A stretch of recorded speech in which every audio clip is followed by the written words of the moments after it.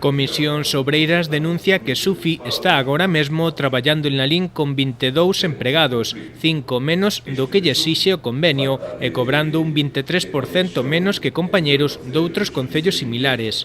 Pregúntanse, neste senso, canto leva gañado a empresa tendo unha plantilla inferior e tamén se é lóxico que poida volver presentarse o novo concurso. É razonable que unha empresa que non que incumple o pliego de condicións e os servicios que debe prestar o Concello non peche a porta para que non se poda presentar?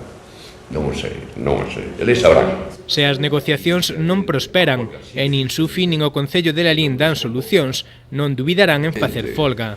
Se non hai movimentos e se non avanza o proceso de negociación, o que valoraremos é que o que temos en suspenso, que é o tema da folga, se reactiva, evidentemente. O que non vamos a facer é seguir esperando eternamente, non?